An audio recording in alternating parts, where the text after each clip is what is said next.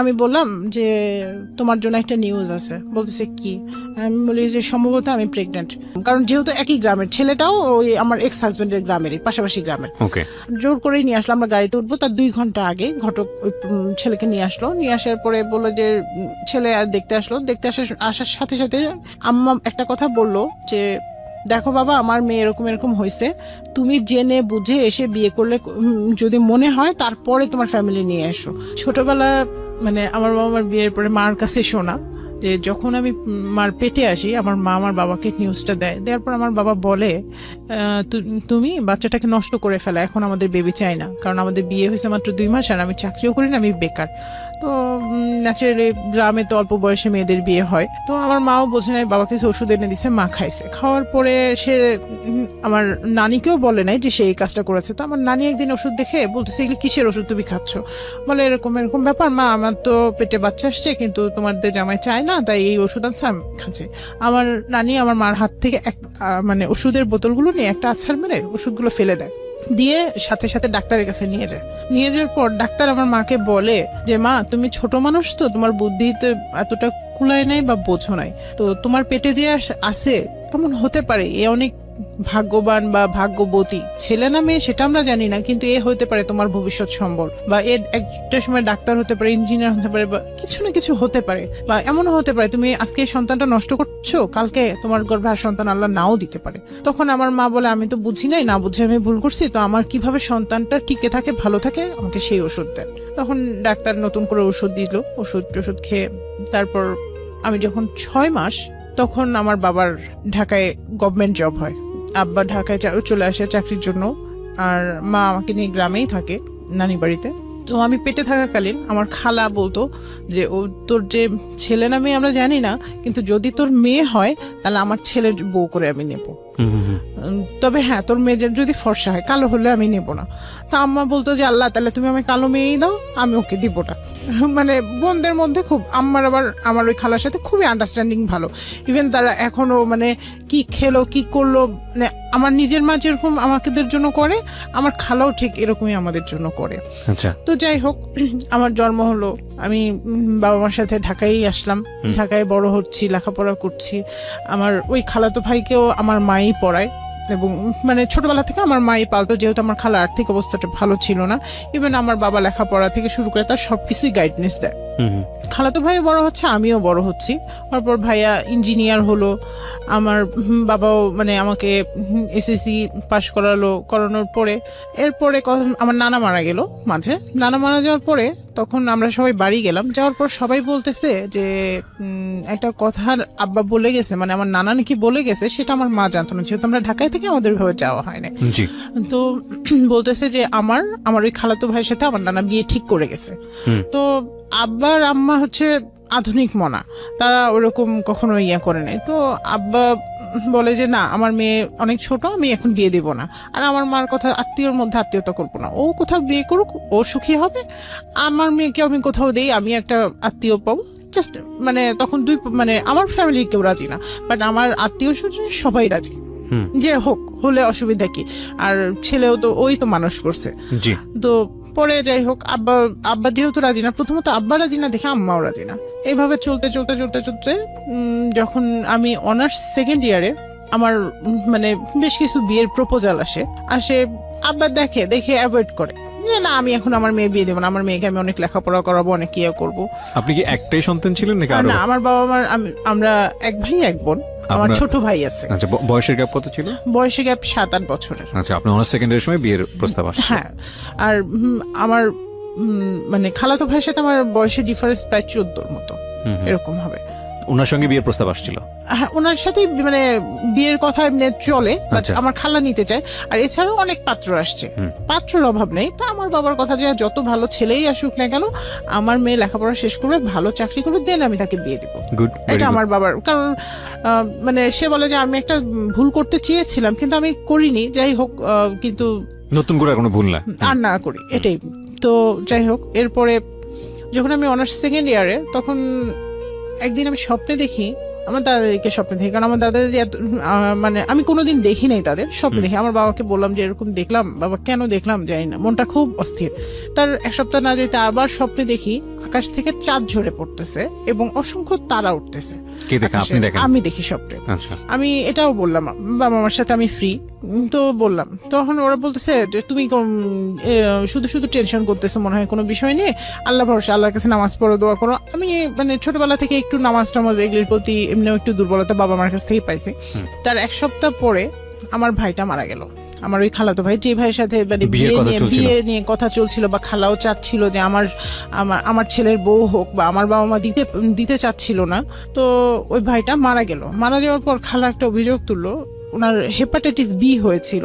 মানে যেহেতু যে ইঞ্জিনিয়ার ছিল, বিভিন্ন জায়গায় ঘর সংসার ছিল না, কাজ টাজ করতো, নিজের শরীরের যত্ন নিত না, সো অ্যাট লাস্ট তার হেপাটাইটিস বি। কিন্তু সে চাকরি করে মানে আমাকে নেয়ার জন্য তার ঘরে, মানে সে চাইছিল যে আমি এমন কিছু, মানে সে এমন কিছু করুক যাতে সবার দেখে মনে হয় আমার বাবা মা গরিব দেখে দিচ্ছে না, এরকম একটা তাদের মনে টেনশন কাজ করছিল, যার ফলে সে বাড়ি গাড়ি এভরিথিং করছিল শুধু আপনাকে নেয়ার জন্য। হ্যাঁ, আমাকে নেওয়ার জন্য আমার খালা করাইছিল যে তুমি করো, নিশ্চয়ই ওর বাবা মা দেখে খুশি হবে এবং বিয়েটা দেয়। হ্যাঁ, বিয়েটা দেয়। ভাইয়া মারা গেল, আমরা ওইখানে গেলাম।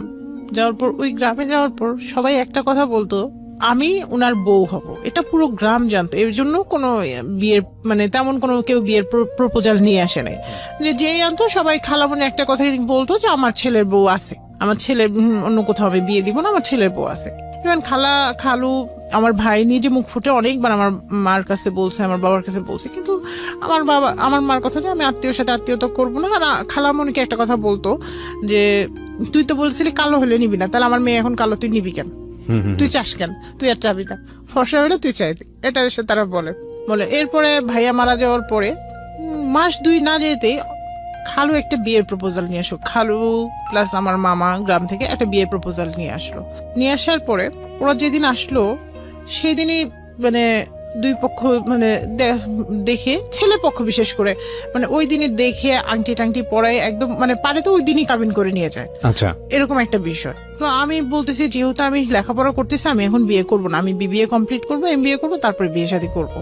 আর ওরা বলতেছে আমরা লেখাপড়া করাবো, কোনো সমস্যা নেই, আমার লাগে তোমাকে এমবিএ করাইতে, আমার ছেলেও সহ এমবিএ পড়বে, এরকম বলতেছে। তারা বললো যে আমরা 20 লাখ টাকা কাবিন দিব, হ্যাঁ তোমার বাবা খুশি, আমার ছেলেকে যা দিবে। তো আমার বাবা আবার বললো কি ঠিক আছে, আপনারা যদি আমার মেয়েকে 20 লাখ টাকা দিতে পারেন, গয়না টয়না সব দিয়ে যদি মোড়ায় নিয়ে যান, সেই ক্ষেত্রে আমি আমার জামাইকে আমিও 5 লাখ টাকার একটা, এটা সমাজের নিয়ম, এটা কিছু না কিছু দিতে হয়, এটা সে বলতেছে।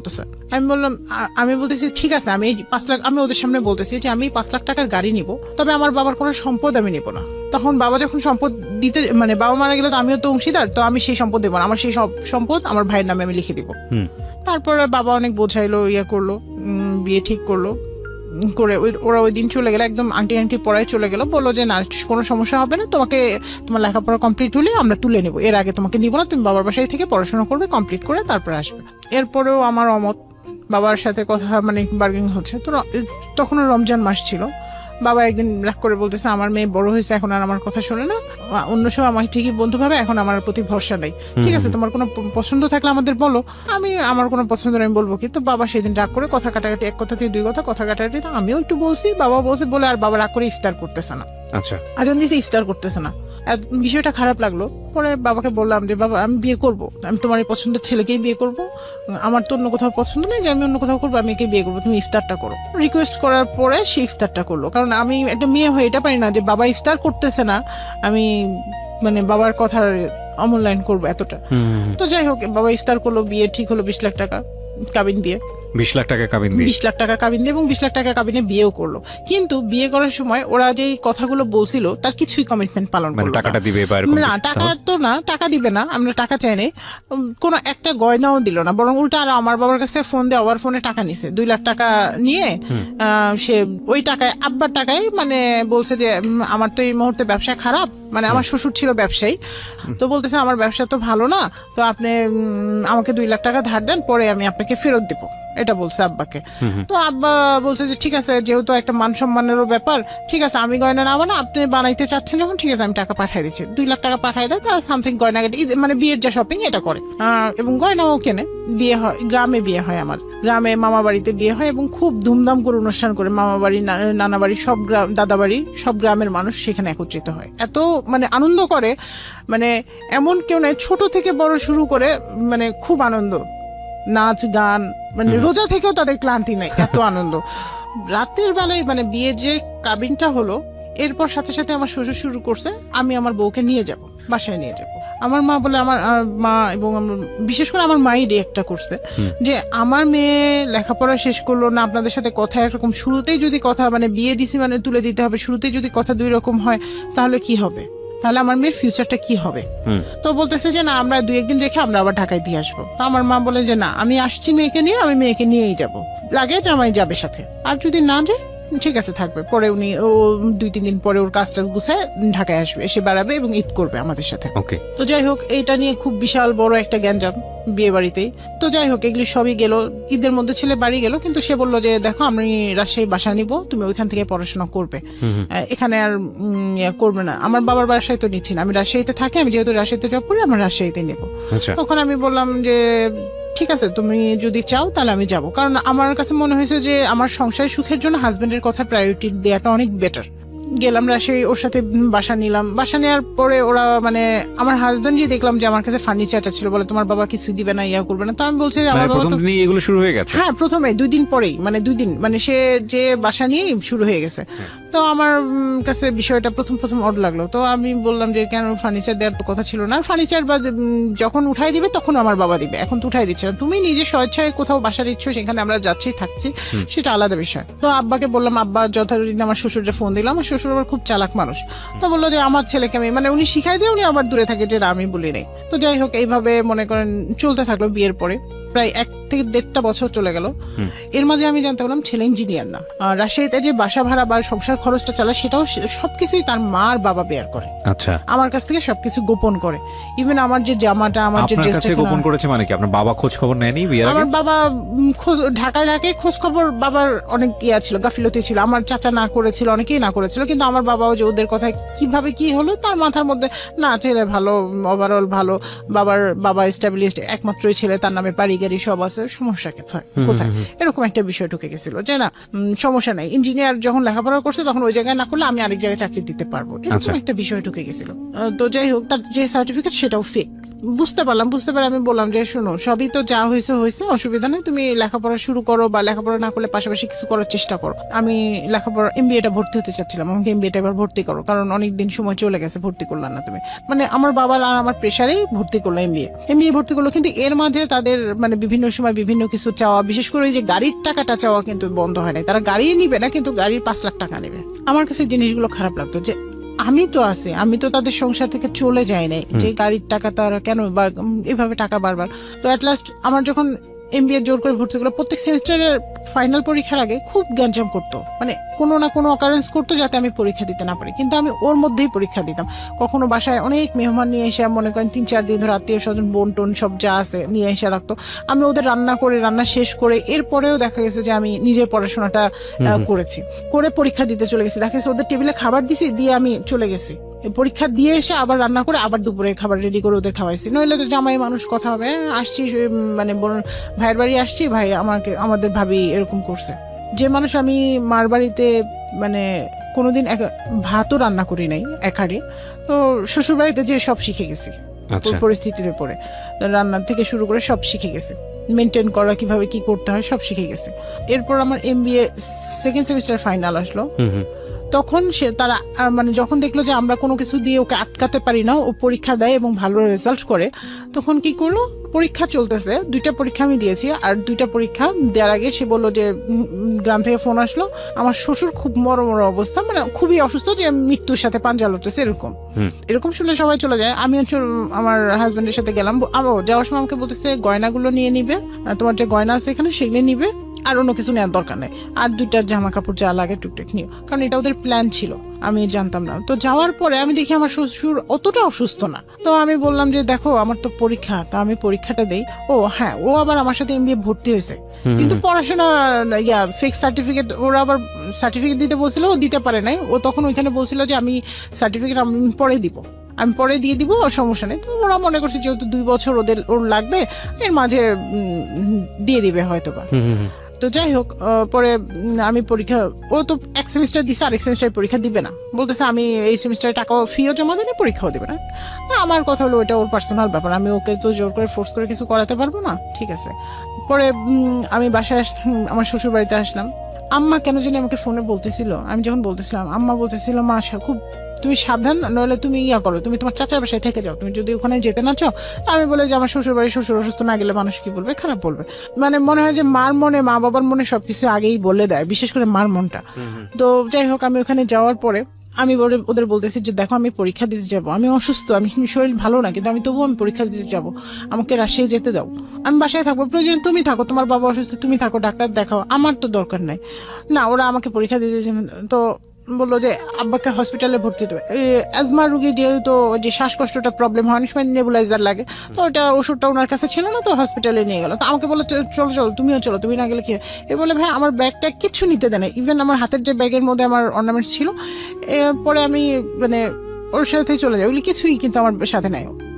এরপর কি করলো, ওর বড় বোন এসে আমার মোবাইলটা দিল, আমার মামা আসছে আবার দেখতে, ফোন করছি আমি মামারে যে মামা এরকম আমার শ্বশুরের নিয়ে হসপিটাল আসছে, আপনি আসেন দেখে যান। তারপর আমার মামা যেহেতু আসছে, ওর বললো কি তোমার ওর মোবাইল নিয়ে আসছি, তো মোবাইলটা দিয়ে ওর মামার সাথে যাক, ও তো অসুস্থ, ও মামার সাথে যাক। আমি বলি আমি আমার তো কালকে পরীক্ষা, আমি মামার সাথে যাব কেন, আপনারা ঠিক আছে গেলে আমার অ্যাডমিট কার্ডটা তো সব বাসায়, আমার বাসায় চাবি টাবি এগুলো দেন, ব্যাগটা দেন, আমি বাসা থেকে রেডি হয়ে তারপর যাবো। তো বলতেছে না পরীক্ষা দেওয়া লাগবে না, তোমার এবছর পরীক্ষা দেওয়া লাগবে না, তুমি পরে পরীক্ষা দিবা। আমি কি পরে পরীক্ষা দিতে পারবো না, ছেলের হচ্ছে আমি পরে পরীক্ষা দিতে পারবো না, এ বলে মামার সাথে এক কাপড়ে পাঠাই দিল।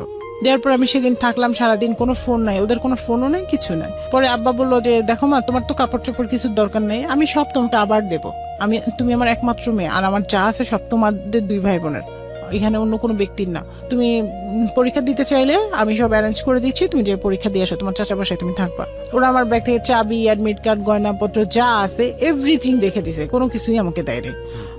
হাত ব্যাগটা শুধু ওই যে মোবাইল সহ হাত ব্যাগটা দিয়েছে, তাও ওটা হাত ব্যাগটা দিয়েছে পরের দিন সকালে ওর এক দুলাভাই যে দিয়ে আসছে যে বউয়ের এখানে ওষুধপত্র আছে লাগবে নাকি, এটা দিয়ে আসছে। যাই হোক, তো আমার পরীক্ষা, আমি বলতেছি তাহলে আর আমার এখানে বুঝছি ওরা আর কেউ আমার সাথে যোগাযোগ করবে না, আমি ওদের আর কোনো পারমিশনের অপেক্ষা না করে আমি ভোর সিংড়া থেকে ভোর 5টার সময় উঠছি, উঠে আমার এক মামাকে সাথে করে নিয়ে আমি চলে গেছি রাজশাহীতে যেয়ে প্রথমে আমার চাচা বাসায় উঠছি, ওঠার পর চাচা পরে সাথে আরেকজন লোক দিয়ে পরীক্ষার হলে পাঠিয়ে দিছে, যে বলা যায় না ওরা কোনো ক্রাইম করে বসে কিনা।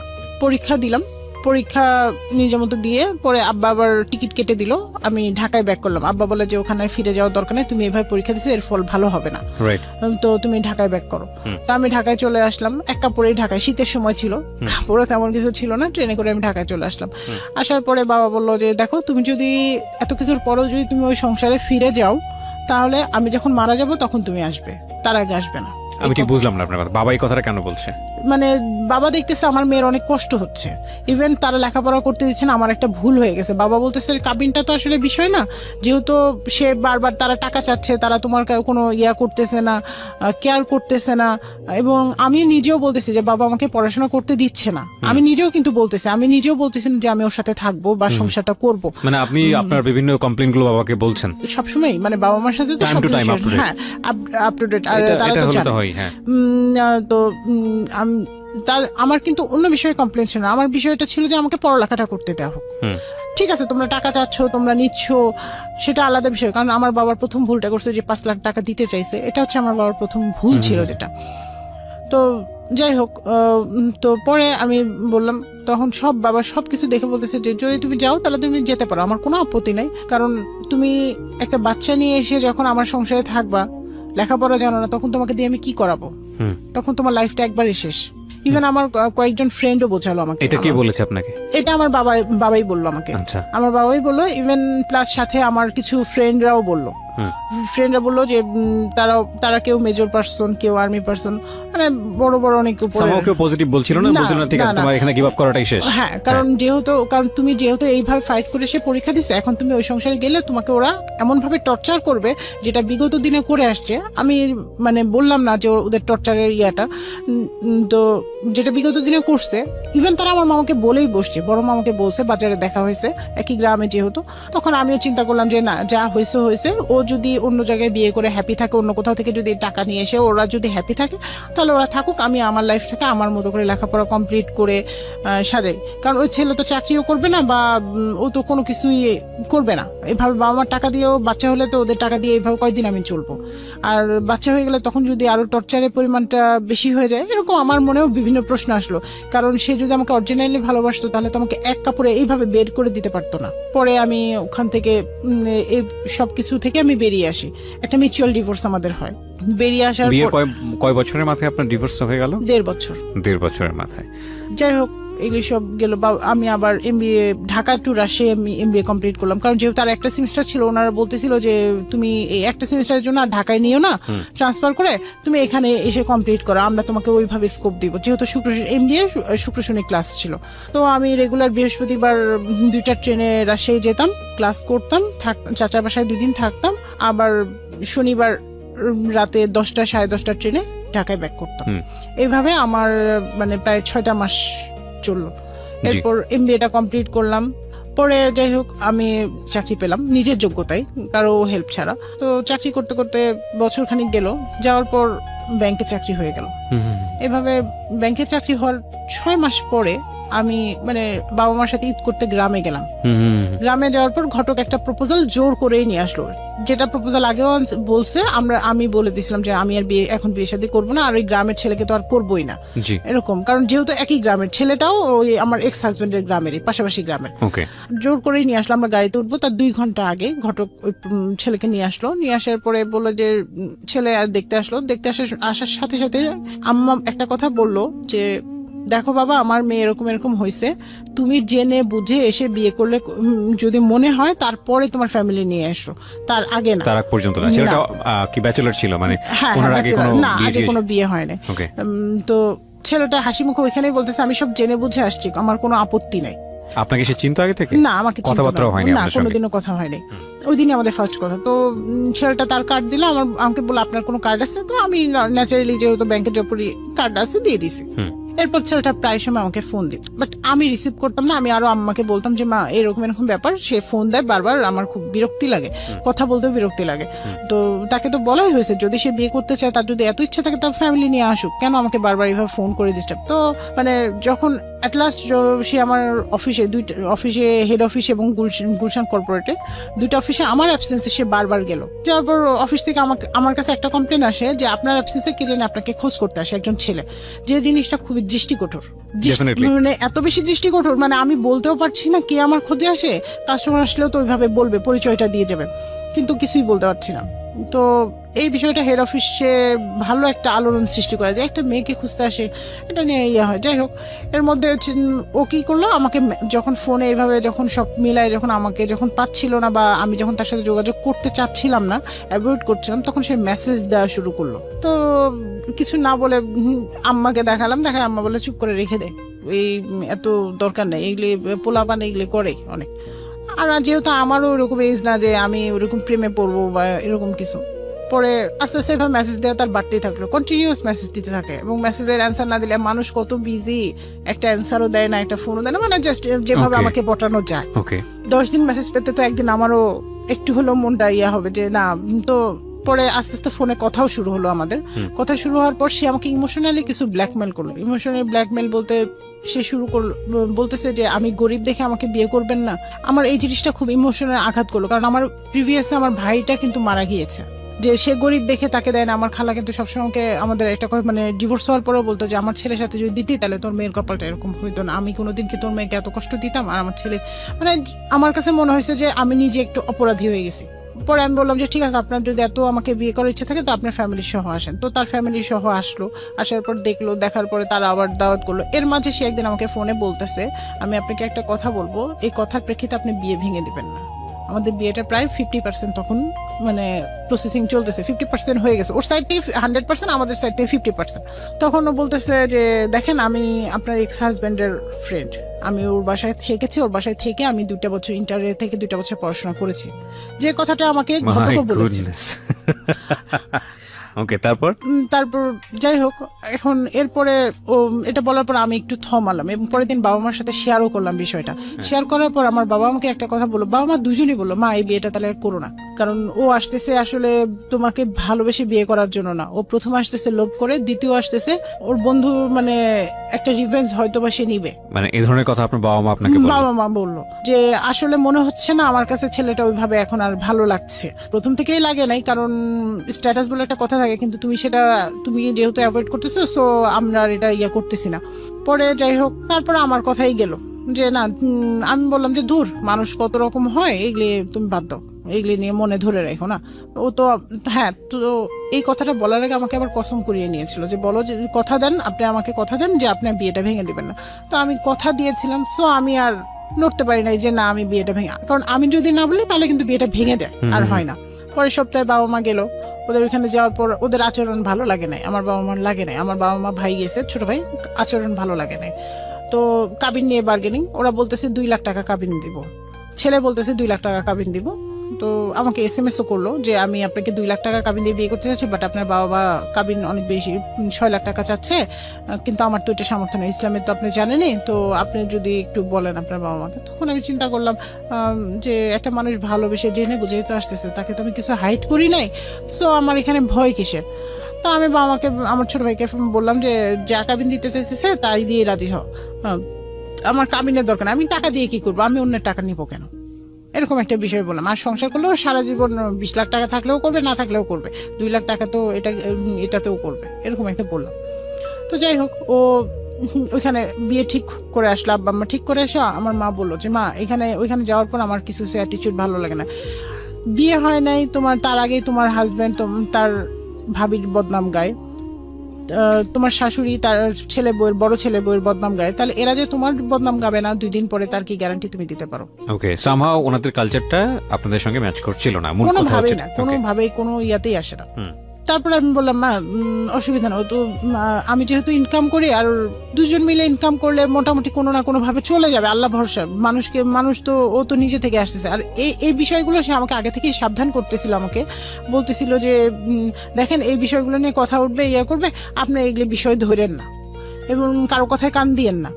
তো যাই হোক, তো বিয়ে পড়ানোর ঠিক কয়েকদিন আগে ও আমরা নিজেরাই সবাই শপিং করছি, এটা ঠিক যে আমার বাবা মা ওর শপিং করছে, এবং ও টাকা পয়সা মানে নিয়ে আমাদের বাসায় আসছে, আমাকে বলছে যে 30,000 টাকার মধ্যে শপিং শেষ করতে হবে।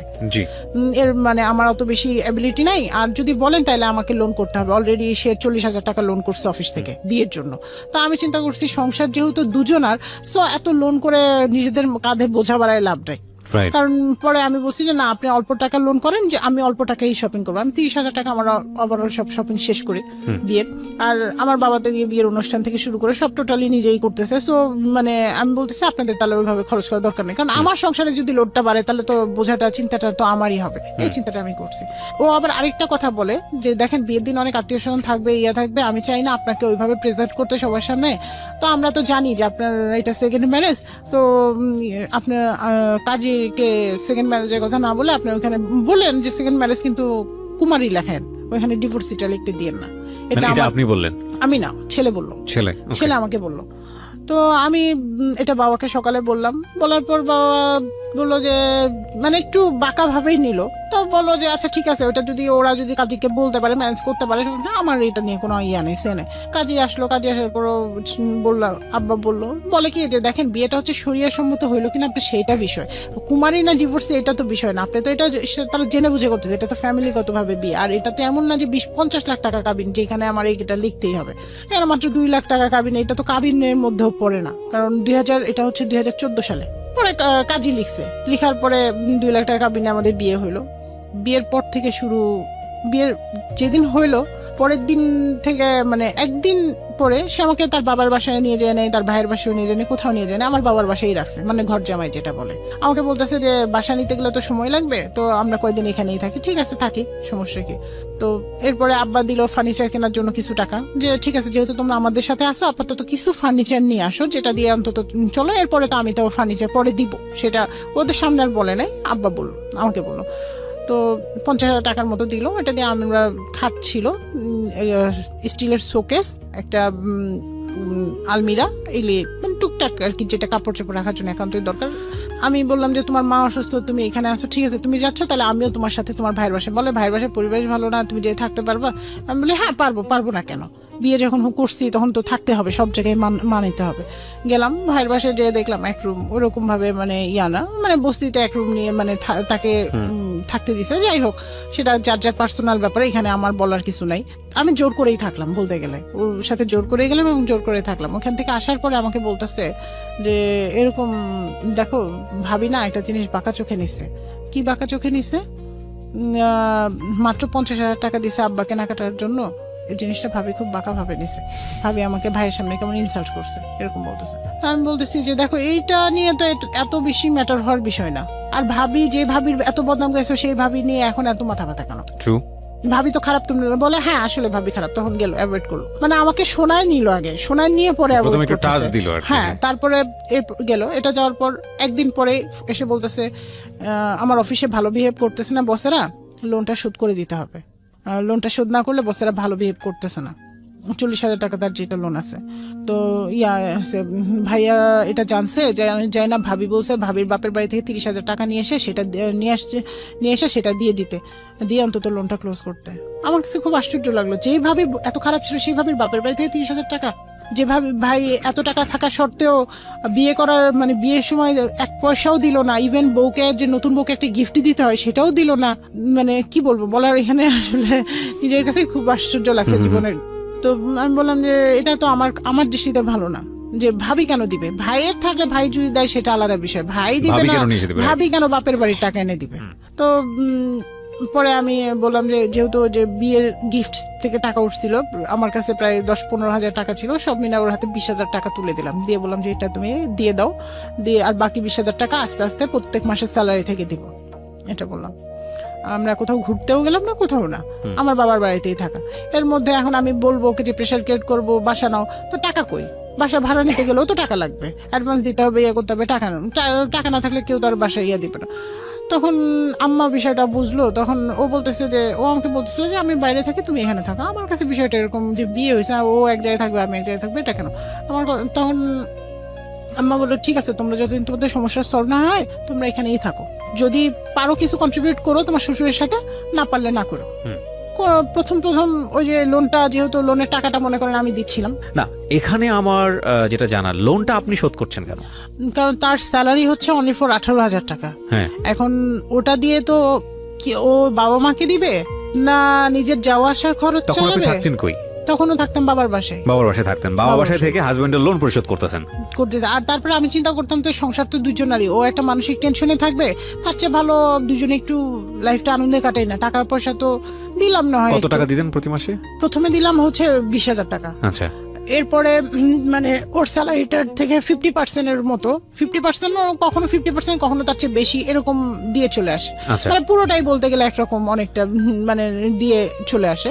আমি বলছি যে তোমার স্যালারি উঠায় না দরকার নেই, ওটা দিয়ে লোনটা হোক অ্যাডজাস্ট। আর আমি চালাচ্ছি আমি এদিকে ম্যাচিউর। সো ফার্স্ট নাইট তো তাকে রাত 2টার সময় 2:30টার দিকে ফোন দেওয়ার কোনো দরকার হয় না, একটা ম্যাচিউর যেহেতু আমরা, ভাবির সাথে রিলেশনও তো তার ভালো না। সেই ফোনটা নিল, সে আমাকে বোঝালো যে দেখো ভাবি তো এরকমই, ভাবি ওই যে মানুষের কিভাবে দ্বন্দ্ব লাগবে সেই বিষয়টাই কাজ করে, এরকম বললো, একটু বাঁকা করেই বললাম। তখন আমি ন্যাচারালি ওটা ভুলে গেলাম, অ্যাভয়েড করে গেলাম।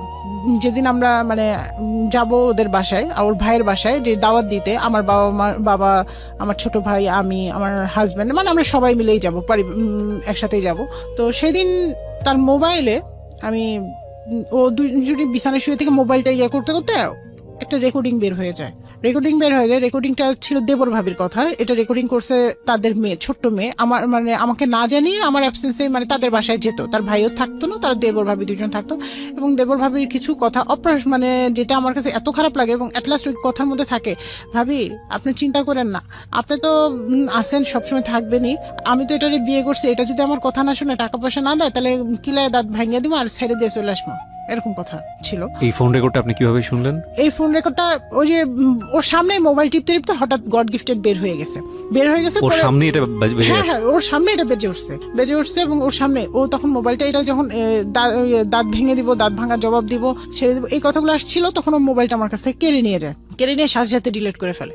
ডিলিট করে আমাকে বলে যে সরি, আসলে যারা ভালো হয় তাদের মনে হয় সামনে আল্লাহ ভাই বের হয়ে যায়, এটা তো আমি আসলে জানি না, আমি ভাবিকে গেছিলাম, যে যেহেতু তোমার লামিয়াকে দেখতে গেছিলাম, ও ছোট, ও খুব কাঁদতেছিল আমার জন্য, আমি এই জন্য গেছিলাম, যে ভাবি বিভিন্ন কথা বলতেছিল, তো বলে আসছি যে ভাবি মনটা খুশি থাক, আমার কি, আমার তো এই ভাবিকে মন খুশি করার জন্য বলছে, এটা আবার লামিয়া রেকর্ড করে ফেলছি, তুমি এটা নিয়ে প্লিজ এরকম করো না, ভেবো না, কোনো টেনশন করো না, কোনো করো না। তারপর যাই হোক এটা আমাকে বোঝাইলো, তখন আমি চিন্তা করলাম যে কারোর মধ্যে অশান্তি বা কোনো কিছু ধরে রেখে লাভ নেই, ঠিক আছে, আমি যদি একটা করি তা আমার বাবা মা আরো কষ্ট পাবে, কারণ আমার বাবা মা তো না করছিল, আমি তো শুনি নাই, আমার এই জিনিসটা আসলো। তো আমি চিন্তা করলাম যে খারাপ যদি হয়ে থাকে, খারাপকেও তো মানুষ ভালো করতে পারে, আমিও চেষ্টা করে যাই, আমি তো খারাপ না, বা আমি তো কারোর সাথে খারাপ করি নাই। পরে ও আমাকে অনেক বোঝাইলো, করলো, পরে আমি হাত মুখ ধুয়ে ফ্রেশ হয়ে পরে সবার সাথে আমার ভাসুরের বাসায় গেলাম। ঈদ করার পরে আমরা সবাই ঘুরলাম ফিরলাম, আনন্দই করলাম। এভাবে আমি লোন পরিশোধ করে মানে প্রায় শেষের দিকে চলে আসছিল লোন, ওই মাসে লোনের টাকাটা দিলেই প্রায় শেষ। তো তখন আমি আবার জানতে পারলাম, ও বলতেছে যে ফোনে আমাকে বলতেছে যে একটা কথা বলবো, তুমি রাগ করবা না তো? বলছি কি বলবা, তুমি রাগ করার কি আছে? বলে যে তুমি শুনলে তো রাগ হবা। তো এরকম আমার আরো আগে, বিয়ের আগে 20,000 টাকা আরো বেশি লোন ছিল, বিভিন্ন প্রজেক্টে করছি, তখন টাকাটা রিটার্ন দেনে খরচ হয়ে গেছে সংসারের বিভিন্ন কাজে, তো আরো 20,000, তার মানে লোনটা বেড়ে দাঁড়ালো 40,000 থেকে 60,000। তাহলে এই 20,000 টাকাও পরিশোধ করতে হবে। In the mean time phone call, ফোনের মানে ওদের কথোপকথন রেকর্ডটা আপনি শুনে ফেলছেন। আমি তো ওই যে মন খারাপ করলাম, তারপর মিলে যাচ্ছে আর কি। হ্যাঁ, সব মিলে যাচ্ছে। তো পরে যাই হোক, আমি কি বলবো আসলে এই বিষয়গুলো, মানে বলার মতো, মানে কাউকে কিছু বলবো, সবাই বলবো যে শুরুতে তোমার এত যদি সমস্যা হয় তাহলে আর বাকিটা জীবন কিভাবে চলবা, সবাই এরকম হয়তো বা বলবে, বা কিছু না কিছু হয়তো বা বলবে, এই জন্য আর কাউকে কিছু না বলে এভাবে চলতে থাকলো। আর বাবা আমার বাসায় থাকলাম, ওই টাকাটাও আমি বললাম যে ঠিক আছে তাহলে আমি এই টাকাটাও করতেছি। এভাবে মানে দুইজন লোন টোন শোধ করার পরে আমি ডিসেম্বরের দিকে, আমার বিয়ে হয় সেপ্টেম্বর, ডিসেম্বরের শেষের দিকে 25 তারিখে আমাদের স্যালারি হয়। তো শেষের দিকে আমি বললাম যে এবার তার এর মাঝে আমার শাশুড়ি একদিন ফোন করে, শ্বশুর শাশুড়ি দুজন একদিন ফোন করে বলতেছে, মা দেখো আমাদের এরকম বড় ছেলের বাচ্চা হতে নিয়ে একটা প্রবলেম হয়েছে, প্রায় 7-8 বছর পরে তাদের মেয়ে কনসেপ্ট করছে, বাচ্চা হয় না, তো তুমি এই ভুলটা করো না, তুমি আমাদের একটা বংশধর দেখাও।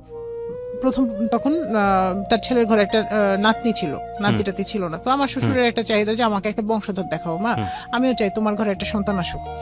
তো যেহেতু একটা মুরব্বী মানুষ বলছে, আর আমার ফ্যামিলি, আমার বাবা মাও বলতেছিল যে এখন একটা বাচ্চা হলে আমি মানুষ করে দিতে পারবো, আমার মা বলতেছিল যে হ্যাঁ এখন আমি একা আছি, আমি এখন আমার ছেলের বউ না, এখন যদি তোমরা থাকো আমি মানুষ করে দিতে পারবো, এটা বলতেছিল। আর আলাদা থাকলেও মনে করো যে আমার কাছে সকালে দিয়ে গেলাম, পরে যাওয়ার অফিস থেকে ফেরার পথে নিয়ে গেলাম, সমস্যা হবে না, এরকম একটা তখন আমি চিন্তা ভাবনা সব মিলায় যখন সবাই চাচ্ছে, তো আমিও চিন্তা করলাম যে ঠিক আছে আমি বাচ্চাটা নিয়ে নিই। তো গড গিফটেড মানে 1 মাস থেকে 1.5 মাসের মাথায় কনসেপ্ট করে ফেললাম। ডিসেম্বরে যেহেতু আমি কনসেপ্ট করে ফেলছি, আমি একবারও গ্রামে যাই নাই, তো আমি ওকে বললাম যে দেখো মোটামুটি আমাদের লোনটা প্রায় শোধ হয়ে আসছে, এখন এই মাসে চলো আমরা তোমার গ্রামের বাড়ি থেকে ঘুরে আসি। সে বলতেছে না, গ্রামের বাড়ি যাবো, আমার কোনো টাকা পয়সা নেই, আমার হাতে কিছু নেই, তোমার বাবা মাকে গেলে প্রথম নতুন মানুষ দিতে হবে, করতে হবে। তো আমি বললাম যে ঠিক আছে সব আমি কিনবো। এই বলে আমি নিজে ওর সাথে যে আমি সবার আত্মীয় স্বজন মানে যার যা কেনাকাটা করা, প্লাস হচ্ছে বাজার করার জন্য আলাদা করে টাকা রাখা, সব কিছু করে ওর হাতে দিলাম, হিসাব করে আলাদা আলাদা হিসাব করে, এই 5,000 দিয়ে এই শপিং, এই 5,000 দিয়ে এই খাবার দাবার, এভাবে হিসাব করে তার হাতে দিলাম। আমার বাবা এদিকে গাড়ি ঠিক করে বলছে ঠিক আছে আমার মেয়ে জামাই যখন যাবে তাহলে একবার আমি আমার গ্রামও ঘুরে দেখায় নিয়ে আসবো আমার জামাইকে, আর জামাই মেয়েও যাবে, যে ওদের গ্রামটা ঘুরে দেখে আসবে, একটা পরিচিতি হয়ে যাবে, গেট টুগেদার হয়ে যাবে। যাওয়ার পরে আমার শ্বশুরকে সব এগুলি দিলাম, ও আমাদের বাড়ি ঘুরলো, আমি ওদের বাড়ি ঘুরলাম। যে ভাইয়া বিশ্বাস করবেন, আমি যে ওইখানে যা দেখি ওদের বাড়িতে, মানে আমার মামা এই কথাটা আমাকে বলছিল দেখে যে তুমি আসলে এখানে দিও না, কিন্তু ওই যে আমার ইয়াতে আমার ফ্যামিলি দিল, তো যে দেখি ভাই মানে শোয়ার মতো একটা খাটও নাই। তো আমি সবকিছু চিন্তা করলাম যে যাক, নাই অসুবিধা নাই, আমি তো আছি। তো আমি বুঝলাম যে ওর ওইখানে যেহেতু গ্রামে মানে সবাই মানে এই জন্য আমাকে নিতে চায় না, যে নিলে তার পরিবেশটাও আমি জেনে যাবো, সব মিলায় তাকে আমি ওইভাবে হয়তো বা ট্রিট করবো, সব মিলায় সে নিতে চায় না। এবং তার মানে সবার সামনে তার ইমোশনটা বোকা মানে সবাই জানে খুব ভালো ছেলে, কিন্তু তার যে ক্যারেক্টার বা তার যে টাকা পয়সার চাহিদা বা সেটা তো শুধুমাত্র আমি জানি। এখন আমি গেলে তো এই জিনিসগুলো সবার সামনে ওপেন হয়ে যাবে, যে জিনিসটা সে মানে চাচ্ছিল না ওপেন করতে। পরে যাই হোক, আমি ওইখান থেকে আমরা আবার একদিন থেকে 2 দিন পরে আমরা আবার ঢাকায় ব্যাক করে অফিস টফিস সবাই শুরু করি। এর মধ্যে আমি তার মানে সে বলতেছিল আমার এই চাকরিটা ভালো লাগতেছে না, এখানে চাকরি সুইটেবল না, আমাকে অন্য কোথাও মানে তার ডিমান্ডই কিছু মানে ভালো চাকরি দাও। তো আমার বাবা বললো তা তুমি আমার মেয়ের ব্যাংকে জব করবা? তো বললো যে হ্যাঁ করবো, ব্যাংকে জব করবো, কোনো সমস্যা নেই। তো আব্বু ওইভাবে ট্রাই করতে থাকলো যে ঠিক আছে দেখি ব্যাংকে যদি হয়, লবিং টবিং ধরে যদি হয়, চিন্তা ভাবনা করলো। গেল তার ইন্টারভিউ কল করলো, ইন্টারভিউতে গেল এবং ইন্টারভিউতে এমন কিছু ভুল করলো যে ভুলগুলো মানে একটা এডুকেটেড ছেলে করতে পারে আমি কখনো কল্পনা করি নাই। সে ইন্টারভিউ বোর্ডে হাত নাড়ায় কথা বলছে এবং মানে তাদের পছন্দ হয় না মোট কথা। পরে ওরা এটা ওকে ডিনাই করলো যে না আসলে ও তো যোগ্য না। যাই হোক, পরে আমি বললাম যে ঠিক আছে এখানে যেহেতু সমস্যা হয়েছে আরো অনেক জায়গায় পরীক্ষা দিবা, তুমি এখান থেকে শিখে তুমি পরে অন্য জায়গায় আরো ভালো বেটার করবা। ও মাঝে মাঝে বললো দূর আমার ভালো লাগে না, আমাকে সুইসাইড করতে মন চায়, মনে হয় যে ট্রেনের নিচে মাথা দেই, জীবন ভালো লাগে না। মানে আমার কাছে এসে খুবই ফ্রাস্ট্রেশন, মানে আমাকে ভালোবাসবে, আমি যেহেতু একটা প্রেগনেন্ট, ভালোবাসবে কোথায়, আমাকে এসে ফ্রাস্ট্রেশন দেখায়। আচ্ছা, তো আমি নিজে এইভাবে জব করি, পারলে বাবা মার সাথে কিছু কন্ট্রিবিউট করি, না পারলে নাই। ও মানে ওর টাকা লোন পরিশোধ শেষ, সব শেষ, এগুলি পার্ট শেষ। এরপরে ওর বাবার ক্যান্সার ধরা পড়লো। ওহো, এটা আরো একটু মানে আমার শ্বশুরের যেহেতু ক্যান্সার ধরা পড়ছে আমারও খারাপ লাগছে যে একটা মানুষ অসুস্থ, তো ওনার ট্রিটমেন্ট চলতেছে। তখন আমার 3 মাস, বেবি পেটে 3 মাস। তো আমি কি করলাম, একদিন তাকে মানে সে বেতন পাইলো, আমি কখনো আমার শ্বশুর শাশুড়িকে কিছু দিবে সেটার জন্য আমি কোনোদিন কথা বলিনি, কিন্তু আমি তাকে জিজ্ঞেস করলাম যে তুমি কালকে স্যালারি পাইলে, যেহেতু এই পর্যন্ত আমি তার সব দায়িত্ব পালন করে আসছি, তো তুমি স্যালারি পাইলা, কয় টাকা কি খরচ করলা, কারণ এখন তো লোন নাই, টাকাটা কোথায় কিভাবে খরচ করলো আমি সেটা হিসাবটা চাইলাম, কয় টাকা খরচ করলে কি। সে আমাকে হিসাব দিল না, উল্টা মানে আমার বেবি পেটে আছে আমাকে ধাক্কা দিয়ে ফেলে দিল। এই প্রথম গায়ে হাত তুললো? হ্যাঁ, মানে ধাক্কা দিল যে তুমি সরে যাও, তুমি এগুলি জিজ্ঞেস করতেছো কেন। আম্মা আবার ওটা দেখতে পেলো, দেখতে পেয়ে আম্মা বললো কি মানে আম্মা মানে হচ্ছে আপনার শাশুড়ি? আমার মা। আপনার মা? হ্যাঁ, মানে যেহেতু আমার ওদের বাসায় আছে, আম্মা যে কোনো কারণে মানে আপনার বাসায় আপনার গায়ে এরকম ধাক্কা দিল? হ্যাঁ, সে দিল। দেওয়ার পর সে কি করলো, দিয়ে আম্মা দেখতে পেয়ে আম্মা আবার বললো কি বাবা তুমি বাইরে কোথায় যাচ্ছিলে, সেখানে যাও, ঘরে কথা কাটাকাটি করো, ওটা এরকম একটু বললো। আমি বললাম যে প্লিজ তুমি এখন এই মুহূর্তে যাও না, তুমি বসো। তুমি পরে ও একটু বসলো, বসে ও চলে গেল, ওর কাজেও চলে গেল, ও আর আমাকে হিসাব দিল না। তো আমি যেহেতু সে ধাক্কা দিচ্ছে, আমি ওকে একটা কথা দিলাম যে আমি আজকের পর থেকে কসম করতেছি যে তোমার টাকা পয়সা তুমি কি করবা না করবা সেই হিসাবটা আমি আর কোনোদিন চাইবো না, কারণ যেহেতু তুমি আমার বেবি পেটে আমাকে ধাক্কা দিয়ে ফেলে দিছো, আমার একটা ইনসিডেন্ট হতে পারতো। তারপরে আম্মা, ওই দিন আমি সারাদিন শুয়েছিলাম, আম্মা ডাক্তারের কাছে আমাকে নিয়ে গেলো, ও আমার কোনো খোঁজও নিল না যে আমার ওয়াইফ কেমন আছে কি আছে, বা ডাক্তারের কাছে নিল বা ডাক্তার কি বললো না বললো, কোনো কিছু না। আম্মার নিজের পকেটের পয়সা দিয়ে চিকিৎসা করে আসলো, কারণ আমার টাকা মনে করেন ওইভাবে আর নেই, আমার যাওয়া আসা সব মিলে অত মানে আর থাকে না আমার হাতে যে আমি ডাক্তার দেখাবো বা এক্সট্রা কোনো খরচ করবো। ইভেন আমার খাবারটাও আমার বাবাই কেনে, এক্সট্রা যে খাবারটা সেটাও আমার বাবা কেনে। আমার হাজব্যান্ড কোনোদিন এনেও বলে না যে এটা আমি আমার ওয়াইফের জন্য আনছি বা এটা সেটা। তো যাই হোক, এরপরে 1 মাস পরে আর 1 মাস পরে, ওটা ছিল মার্চ মাসে, সে কি করলো আমার সাথে ফোনে আমি ফোন দিছি যে কখন কি অবস্থা, বাসায় কখন আসবে। ফোনে আমাকে এত নোংরা ভাষায় গালাগালি করলো, আর তোর বাসায় আমি যাবো না, আমার এভাবে বলতে, তোর বাসায় আমি যাবো না তুই। আর ওর মুখের ভাষাটা খুবই জঘন্য খারাপ ছিল, যে গ্রামের ছেলেরা যেরকম আর কি জঘন্য ভাষায় গালাগালি সেইগুলি করতো। আম্মা ও বাসায় গেছে, আম্মা ফোন দিছে যে ও এরকম বাসায় আসছে, তো এটা আমাকে জানাই দিল যাতে আমি টেনশন না করি। আমি বাসায় আসার পরে সে আমার সাথে শুরু করলো, তা আম্মা আবার এসে বুঝাইলো, অনেক বুঝাইলো, দুজনকেই বুঝাইলো যে দেখো তোমরা তো জেনে বুঝে বিয়ে করছো, তোমাদের তো কেউ জোর করে বিয়ে দেয় নাই, আর কেউ ইয়াও করে নাই, ফোর্সও করে নাই। আর ওর যে সিচুয়েশন, সেই সিচুয়েশনে যদি তোমরা এরকম ইয়া করো, তো যাই হোক বুঝাইছে। পরের দিন কি করলো, ও সকালবেলা উঠেই ওর ব্যাগপত্র এবং ওর সার্টিফিকেট, ওর টাকা পয়সা আর ওর কাপড় চোপড় সবসময় আব্বা ইস্ত্রি করে নিয়ে আসতো, আব্বার কাপড়ের সাথে আব্বা, ও কোনোদিন একদিনও নিজের কাপড় নিজে ইস্ত্রি করে না বা নিজে নিয়েও যায় না। আমাকে বললো যে আমার কাপড় চোপড় দাও, তা আম্মা বললো যে ওই যে ইস্ত্রি করে আসছে, ব্যাগটা নিয়ে এসে আম্মা আবার বের করে সুন্দর মতো ইস্ত্রি করার কাপড়গুলো দিয়ে দিল, যে ওর কাপড় ও চাচ্ছে ও নিয়ে হয়তো বা আমাকে বলতেছে আমি ইন্টারভিউ দিতে যাবো একটা, ওইখানে আমার গাজীপুর যাবো, আমি 2 দিন পরে আসবো, এটা বলতেছে। আমি বিশ্বাস করে আমি বললাম যে ঠিক আছে, আমার শ্বশুরকে আমি জানাই দিলাম। ও বাসা থেকে বের হয়ে গেল, যার পর আমার শ্বশুরকে বললাম, বলার পর বললো আচ্ছা ঠিক আছে। ও কি করলো, ও গাজীপুর গেল না, ইন্টারভিউ দিতে গেল না, ও ভাইয়ের বাসায় গেল। ভাইয়ের বাসায় যে বসে আছে, বসে থেকে আমাকে ফোন দিছে, বলছে যে তোমার বাসায় আমি আর যাবো না, যদি যাই তো তোমার বাবা মা আমাকে একটা মোটরসাইকেলের 2 লাখ টাকা দিবে। মোটরসাইকেল দিবে সেটা আলাদা বিষয়, কিন্তু মোটরসাইকেলের জন্য 2 লাখ টাকা দিবে এটা কেমন বিষয়? আমার তো 50,000 টাকা দিলেও মোটরসাইকেল কিনতে পাওয়া যায়, যদি এতই মোটরসাইকেল আমাদের দরকার হয়। আর আমাদের তো মোটরসাইকেলের দরকার নাই, আমি মোটরসাইকেল দিয়ে কি করবো যেখানে আমরা করতে পারতেছি না। মানে তার শর্তই এটা, মোটরসাইকেল দিতে হবে এখন, মানে মোট কথা হলে টাকার দরকার তার। তখন আমার মা দেখলো যে মেয়েটা তো খুব খারাপ অবস্থা। এদিকে আমার শ্বশুর শাশুড়ির সাথে কিন্তু আমি কন্টিনিউস ঘন্টার পর ঘন্টা ফোন দিচ্ছি যে মা আপনার ছেলেকে বোঝান, আসতে বলেন, বাসায় আসতে বলেন, এইরকম অবস্থা, আমার শরীরে একটা ক্ষতি হয়ে গেলে তখন কে রেসপন্সিবিলিটি নেবে? সে বাসায় আসলো না, ইভেন আব্বার হাতে ফোন দিলে আব্বার ফোনও ধরলো না। পরের দিন সে আমাকে ফোন দিয়ে বলতেছে যে ঠিক আছে, আমার শ্বশুরও বলছে, আগে আমার শ্বশুর শাশুড়ি বলছে, আমার ফোন রাতে আব্বা অফ করে দিছে, যে এত কথা বলে এত লোড নিলে আমার মেয়েটা তো বাঁচবে না, কারণ একটা অ্যাক্সিডেন্ট হইলে তো দুইটাই যাবে। তো পরে আর ওই সময় আমার এমন মানে অস্থির লাগতো, মানে আমি নিজেও স্থির থাকতে পারতাম না, মানসিক একটা প্রেশার। সকালবেলা আমার শ্বশুর আম্মার মোবাইলে ফোন দিল, আমার ফোন বন্ধ পেয়ে ফোন দিল, দিয়ে বলতেছে যে মা যাই হোক অনেক কিছু হয়েছে, তুমি একটু তোমার মারে নিয়ে বা তোমার বাবারে নিয়ে যাও, যাই আমার ছেলেরে নিয়ে আসো, ভাইয়ের বাসায় যে নিয়ে আসো, আমার ছেলে বোকা, বয়স নেই তো, আর শ্বশুর বাড়ি থেকে রাগ করে গেছে, লজ্জা আসতে পারতেছে না। তো আব্বা বলে ঠিক আছে আসতে পারতেছেন, তাহলে তোমার ছোট ভাইরে পাঠাই, আমাদের যাওয়ার দরকার নেই, তোমার ছোট ভাইয়ের সাথে চলে আসবে সে, তার যদি এতই লজ্জা থাকে। তখন ও বলে যে ও আমাকে ফোনে বলতেছে যে দেখো তোমার ছোট ভাই আসলে আসবো না, তুমি আর তোমার মা অথবা তোমার বাবা যে কোনো একজন আসতে হবে। তো গেলাম আমি, আমার মা বললো যে ঠিক আছে যা হয় হবে, কি বলে সেটাই শুনি, যাই কি হয়েছে দেখি কি বলে, কারণ আমার মেয়ের জীবন আগে না আমার অন্য কিছু আগে। গেল, যাওয়ার পর সেইখানে যাওয়ার পর তার ভাবি তো অসংখ্য মানে উল্টাপাল্টা কথা শোনাইলো আমাদের, অনেক কথা যেটা মানে বলার মতো না। আমার দেবরে কি দিছেন, আমার কি দিছেন, আপনাদের সাথে বিয়ে দিছি দেখে আমার দেবরে এরকম নির্যাতন করতেছেন, শারীরিক মানসিক টর্চার করতেছেন, মানে অনেক কথা, আরো কথা বললো। আমাদের যত অকথ্য ভাষায় গালাগাল করা যায় তার ভাই শুনলো, সেও শুনলো। তখন আম্মা কিছু কথা সে মিথ্যা বলছিল, আম্মা মুখের উপর বললো যে বাবা তুমিও তো একটা মায়ের সন্তান, তুমি তো বলো এই কথাগুলো, তোমাকে আমি কোনোদিন বলছি? সে বলে না। তাহলে তুমি এখানে এসে কেন মিথ্যা কথাগুলো বললা, কেন তোমার বাবার কাছে মিথ্যা কথা বললা? বলে আমি তো বলি না। তখন আমার মা বলতেছে দেখো তুমি তোর বড় ভাই তোমার সামনে আছে, সো তুমি বিচার করো এখন যে এই ছেলেটা কেমন মিথ্য। তো বলে যে ঠিক আছে আন্টি ও যাবে, তবে ও আরো বললো যে মোটরসাইকেলের জন্য টাকা। তখন আম্মা বললো যে আমার মেয়ের জীবন আগে, টাকাটা আগে না, তুমি এরকম কয় টাকা চাও, কয় টাকার মোটরসাইকেল, এটা কি আমরা দিতে পারবো না? তোমার এই যে চাকরি লাগতেছে, এটা লাগতেছে, ওইটা লাগতেছে, তোমার সারাক্ষণ প্রবলেম, এত সমস্যা থাকলে আমরা কিভাবে করবো? ঠিক আছে তোমার এই যখন সাথে আরেকটা বললো আমি কোনো সংসার খরচ দিব না, যা সংসার খরচ লাগবে আপনার মেয়ে চালাবে।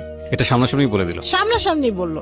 আমার মা সবকিছু মেনে বললো যে ঠিক আছে তোমার 1 পয়সা দেওয়া লাগবে না, আর টাকা ওইটা মোটরসাইকেলের তো ঠিক আছে ওইটা আমি দিব। বাসায় পরে আসলো, বাসায় আসলো, আসার পর মানে খুব ভালো মানুষ, তখনকার বিহেভটা অনেক ভালো। তখন সে আমাকে বললো সরি আমি অনেক ভুল করছি, আমি চলে গেছি, আমি সরি এরকম বললো। ইভেন আমার মার হাত ধরে ক্ষমা চাইলো যে আমি না বুঝে অনেক কথা বলে ফেলছি, ভুল করছি, ক্ষমা চাইলো। আম্মা বললো যে যেহেতু ছেলে হইলো তো ক্ষমা করতাম, অসুবিধা নেই, ঠিক আছে তোমরা যদি হ্যাপি থাকো দ্যাটস অল। পরে আম্মা 2 লাখ টাকা দিয়ে দিল। এরপরে ওর ফার্মাসিউটিক্যালসের চাকরি হয়ে গেল। যখন মানে চাকরিটা পেলো, মানে তখন আমার সাথে আরেকটু দুর্ব্যবহার, মানে তার তো ভালো কিছু হয়ে গেছে, এখন তার আমার সাথে দরকার নাই, আমার সাথে দুর্ব্যবহার। ইভেন আমার বাচ্চা হওয়ার টোটাল খরচ কিন্তু আমার বাবা বেয়ার করছে, সে 1 পয়সাও দেয় নাই।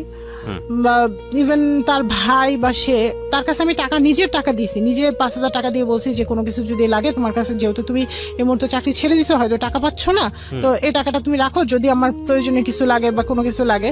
সে সেই টাকা দিয়ে কি করছে, সে সেই টাকা দিয়ে তার অফিস কলিগদের সাথে রেস্টুরেন্টে খাইছে, বাট আমার বাচ্চা বা আমার জন্য বা একটু মিষ্টিও নিয়ে আসে নাই, সেও না, তার ভাইও না, কেউ না। That's very sad. হ্যাঁ, কেউ না। আমার এত খারাপ লাগলো। শুধু তাই না, আবার কি করলো, সেদিন আপেল কিনে নিয়ে এসে কেটে, যেহেতু প্রথম ছেলে, আমার শাশুড়িকে আমি সাথে রাখছি প্রথম থেকে, আমার বাবা মা তাকে নিয়ে আসছে, ইভেন সে আমার সাথে হসপিটালে আসেও, সে একটা আপেল কাটছে, আপেল কেটে তার মাকে বলতেছে খাও, আমার বাবাকে বলতেছে খাও, কিন্তু আমার মাকে আমি ওখানে শুয়ে শুয়ে দেখতেছি, আমার মাকে একবারও বলতেছে না যে মা তুমি নাও, এগুলো খুব দুঃখজনক।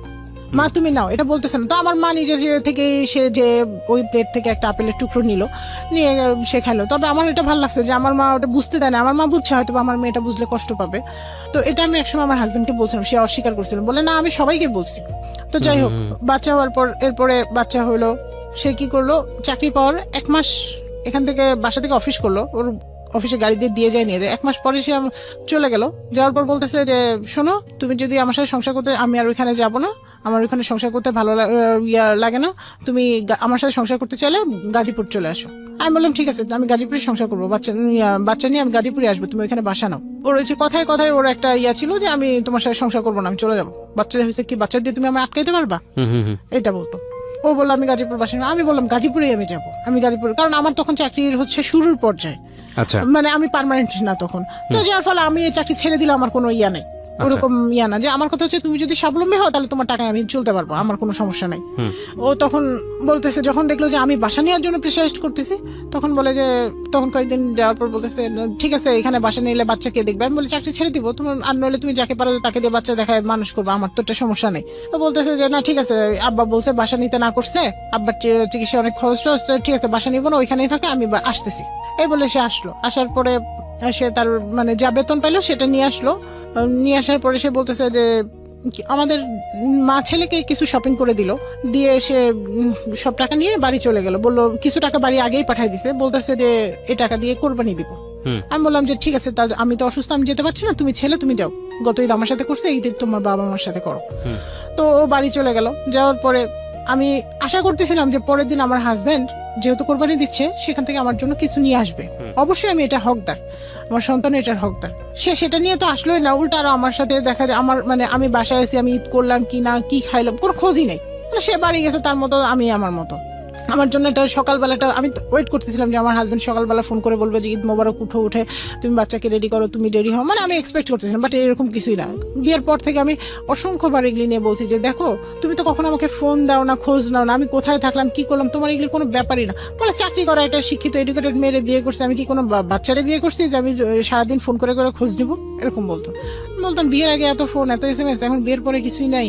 বলে বিয়ের পরে এখন তো বউ হয়েছে, এখন তো আর তখন তো বিয়ে করার জন্য পটানো লাগছে, এই কথাটা আবার বলছে। সে কিছু নিয়ে আসলো না, পরে ঢাকায় আমার সাথে উল্টা আরো ফোনেই ঝগড়া হইলো কয়েকবার, ঝগড়া হওয়ার পর পরে সে ঢাকায় আসলো, বাসায় আসলো, আম্মার বাসায় আসলো, আমাদের সাথে আসলো, দেখা করলো। করার পর সে বলতেছিল যে আমি তাকে বললাম যে দেখো এটা কি আমি কি একটুও দাবিদার না, আমি কি এই তোমার প্রথম টাকায় কোরবানি হচ্ছে, এটা কি আমি দাবিদার না, আমি কি একটু হকদার না, তুমি আমার জন্য তো নিয়ে আসতে পারতে। বলে আমি অফিসে গেছি, অফিস থেকে কিভাবে নিয়ে আসবো, ও ভাবি নিয়ে আসছে, ভাবি বলছিল ভাবি নিয়ে আসছে, আমি ভাবির বাসা থেকে নিয়ে আসবো। এই বলে সে ভাবির বাসা থেকে নিয়ে আসলো। পরে 2 থেকে 3 দিন পরে যে ভাবির বাসা থেকে ভাবিরটা নিয়ে আসলো আর কি, ভাবি নিয়ে আসছিল খাওয়ার জন্য বাসায়, সেটা নিয়ে আসলো।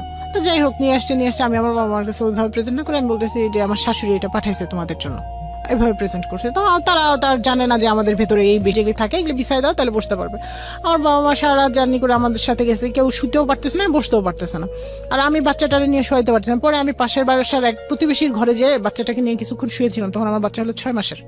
তো এটা নিয়ে আমাকে অনেক কথা শুনতে হয়েছে, তারা নিজেদের ঠিক না করে আমাকে অনেক কথা শোনাইছে যে এরকমই। পরে আমি আমার শ্বশুর মারা যাওয়ার পর তার বাসার সব ফার্নিচার আমি কিনি, যে আমার সন্তানের জন্য আমার দরকার, কারণ ঈদে যাব আমি সবসময় যাবো, আমার শ্বশুর নাই তো কি হয়েছে, ওইটা তো আমার বাসা। তো আমার শ্বশুর আবার মারা যাওয়ার আগে আমাকে কয়েকটা কথা বলছিল, আমার শ্বশুর খুবই ভালো একটা মানুষ ছিল। তো উনি আমাকে বলছিল যে মা আমার তো অত বেশি সম্পদ নাই, যা সম্পদ আছে তোমার তো বাবার অনেক আছে, সেটা দিয়ে তোমার আর আমার ছেলের তো সুন্দর চলে যাবে, কিন্তু আমার বড় ছেলে তো শ্বশুর বাড়ি থেকেও কিছু পায় নাই আর কিছু নাই, আমার এই সম্পদগুলো যদি আমি আমার বড় ছেলেকে দিয়ে যাই তোমার কোনো আপত্তি থাকবে, আমাকে এটা জিজ্ঞেস করছে। আমি বলছি যে আব্বা আপনার সব সম্পদ যদি আপনার সবাইকে দিয়ে যান, আমাকে যদি 1 ফোঁটা সম্পদও না দেন আমার কোনো আপত্তি নাই, শুধু আপনি আপনার দোয়াটা দিয়ে যাবেন, আমি পারবো, এই শহরে আমি প্রতিষ্ঠিত হতে পারবো। তো উনি বলে যে ঠিক আছে মা তোমার যখন আপত্তি নেই। তো উনি মৃত্যুর আগে ওনার সব সম্পদ বেশিরভাগ 99% সম্পদই তার বড় ছেলের নামে লিখে দিয়ে গেছে, আর 1% শুনি যে একটা মাটির ঘর নাকি তার নামে দিয়ে গেছে। তো আমার ওইটা নিয়ে কোনো হেডেক নেই, ইভেন আমার এখন বলতো ওইগুলি নিয়ে কোনো ভাবনা নেই। আমার শ্বশুরের অনুষ্ঠান হলে বড় করে সব হইলো, এর মাঝে আমার শাশুড়ি, আমি রেগুলার খোঁজ নেই যে মা আপনার কিছু লাগবে কিনা, কারণ আমার শ্বশুর থাকতে হয়তো যে জিনিসগুলো দিচ্ছে ছেলের কাছে লজ্জায় তো সেই কথাগুলো নাও বলতে পারে।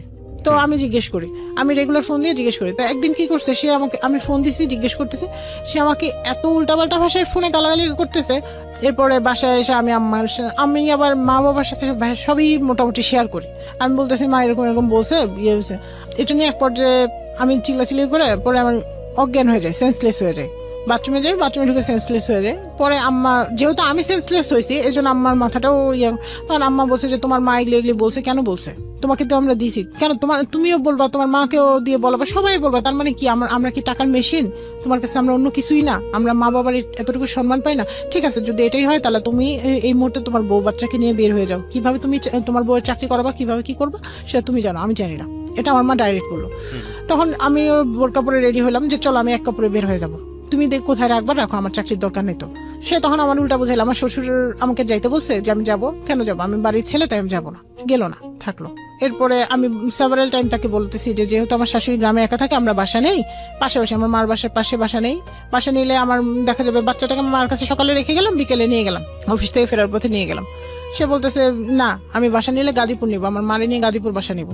আশ্চর্য, তোমার বউ চাকরি করে ঢাকা, তুমি খালি গাজীপুর টানো, গাজীপুর, মানে বউ বাচ্চার কোনো দায়িত্ব তার নেওয়ার কোনো ইচ্ছা নাই, নিতে বললেই মানে তার রাগারাগি উল্টাপাল্টা কথা এভাবে চললো। ওই বলতেছে যে আমার এখান থেকে দূরে হয়, তুমি রামপুরের দিকে বাসানো। আমি বললাম যে খরচ কে দিবা? ও বলতেছে খরচ আমি দিতে পারবো না, তুমি দিবা, কারণ আমার এই যে টাকা পয়সা এগুলি ওই যে বাবার অনুষ্ঠান করছে, এখানে অনেক প্রায় 1-1.5 লাখ টাকা খরচ গেছে, ভাইয়ের থেকে লোন করে নিছি, এগুলি ভাইকে দিতে হচ্ছে। তারপরে আরো অনেক কিছু বললো, বলে মানে সে নাকি তার টাকা ভাইকেই দিতে হয় শুনে। তো যাই হোক, এগুলি তো শুনলাম। শোনার পরে আমি ওখান থেকে ব্যাক করলাম। ব্যাক করে আমি বাসা দেখলাম, বাসা দেখে রামপুরা বাসাও নিলাম। নেওয়ার পরে রামপুরা বাসা নেওয়ার পরে সে আরো আসে না, বাসায় আরো আসে না। কিরে, তোমার জন্য আমি বাসা আগায় নিলাম, তুমি বাসায় আসো না, কেন আসো না? বলে আমার অফিসের অনেক কাজ। এর মধ্যে কি করলো সে, আমি ফোন দিয়ে সে আমার ফোন নাম্বারটা ব্লক করে রেখে দিছে, অন্য ফোন দিয়ে সেটাও ব্লক। সুতরাং আমি পারতেছি না কোনো মানে ওকে ট্রেস করতে। তো আমি ওর অফিসের কলিগের সাথে যোগাযোগ করে ওর সম্বন্ধে ইনফরমেশনটা নেই যে ও অফিসে না, কি ব্যাপার কি।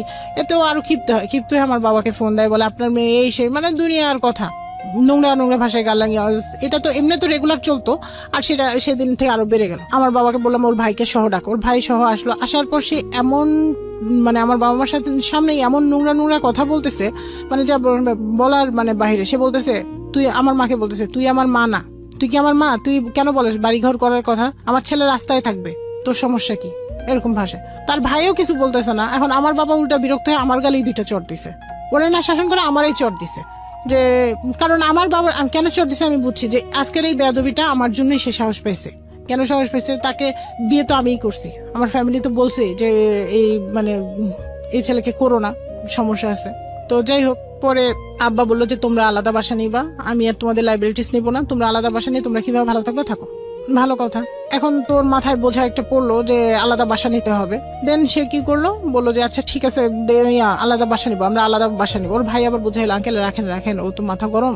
তো বলে যে বাবা আমি রাখতে তো আমি এত কিছু শুনতে পারবো না, এত সমস্যা এত কিছু, তা ওরা ওদের মতো ভালো থাকলে থাকো, এটা বললো। বলার পরে এগুলি গেল।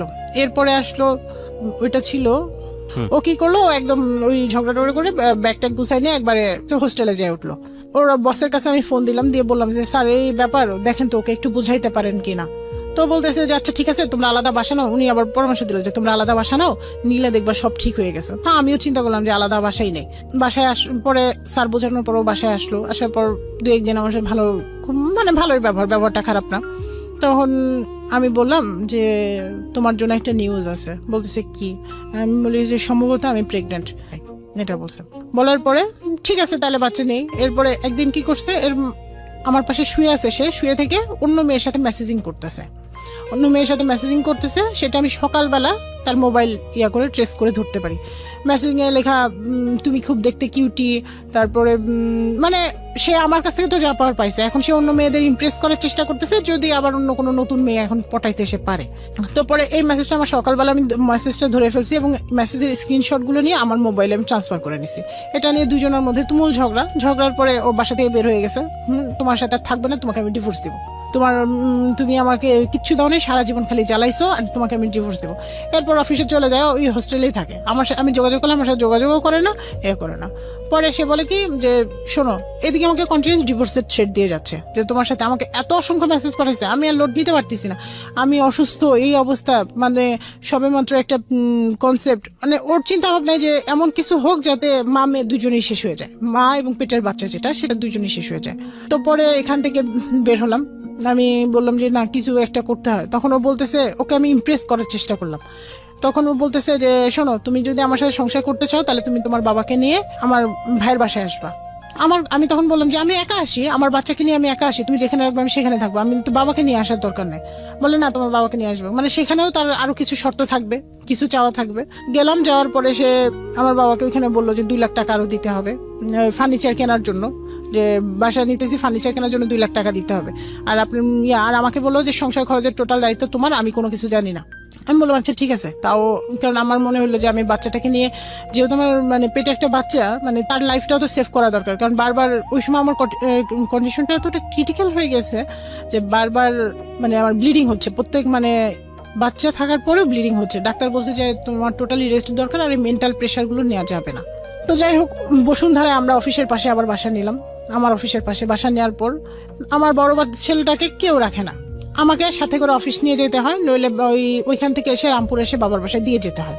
এইভাবে 1 মাস কন্টিনিউ করলাম। করার পর অফিস থেকে শোকজ লেটার করলো, ম্যাডাম জানাইলো যে তোমার এরকম তোমার উপর ইনভিসার নোটিশ করছে, তুমি যদি এইভাবে বাচ্চা নিয়ে অফিস করো, এইভাবে তোমার কাজের হচ্ছে, তোমাকে একটা সামনে আমরা একটা চিঠি দিব, শোকজ লেটার, যেটাকে বলে শোকজ লেটার।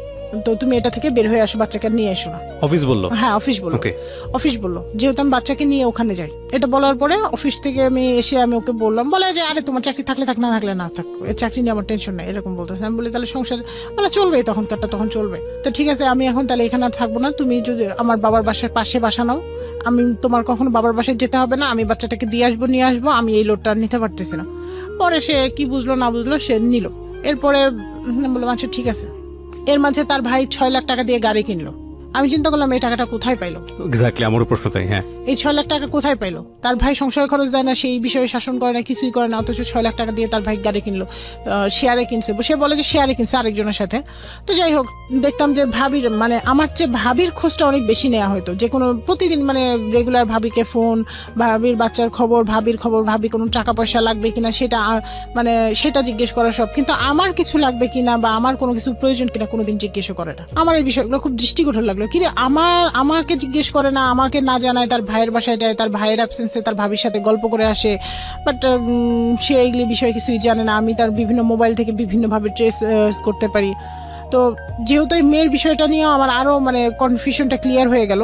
পরে সে কি করলো, তার মোবাইলে ডাবল পাসওয়ার্ড দিয়ে রাখলো, যাতে তার মোবাইল আমি আর কোনোভাবে ধরতেই না পারি, ইভেন কল আসলেও রিসিভ করতে না পারি। যেহেতু আমার বাচ্চা পেটে, আমি এগুলি নিয়ে আর অশান্তি না বাড়াই। এভাবেই মানে চলতে রমজান মাসে সে আমারে বললো যে ল্যাপটপ কেনার জন্য একটা টাকা দিতে হবে। এই বলে সে ল্যাপটপের জন্য টাকা চাইলো। তখন আমি এটা নিয়ে, আমার কথা হচ্ছে যে এখন সামনে প্রেগনেন্সি পিরিয়ড, কত টাকা লাগবে জানি না আমরা সিজারিয়ানের ক্ষেত্রে, তো তুমি এগুলি কেন করতেছে বলে না। পরে আমার সাথে ঝগড়া করে আমার বাবারে ফোন দিছে, আপনি আসবেন সেই ইফতারির টাইম, আপনি আসবেন, এসে আপনার মেয়ের সমাধান করে যাবেন, কি করবেন না করবেন আসেন, সামনে এসে বলবো। মানুষ যেখানে ইফতারি করার দাওয়াত দেয় সেখানে সে বিচার করার দাওয়াত দিতেছে। তো আমি ন্যাচারালি আমার বাবাকে ফোন করে বললাম যে তোমার আসা দরকার নেই, এরা এগুলি সারা বছরই করবে, এগুলি নিয়ে তোমার থাকা মনে দরকার নেই, তোমার আসা দরকার নেই, যা পারে করুক, বলছে বলুক। পরে আমার বাবা আর আসে নাই, আমি না করাতে আমার বাবা আসে নাই। আর আমার ছেলেটা বেশিরভাগ সময় দেখা যায় আমার বাসায় থাকে, আমি যাই নিয়ে আসি দিয়ে আসি, এরকম করে চলে। ইভেন আমার শাশুড়িও যায় থাকে, আমিও থাকি। এভাবেই চলতে বাচ্চা হওয়ার পরে আর এর মাঝে তাও কিছু হইলে আমাকে অকথ্য ভাষায় গালাগালি আর গায়ে হাত তোলা, এই বিষয় দুইটাই ছিল। সে গায়ে হাত তুলতো।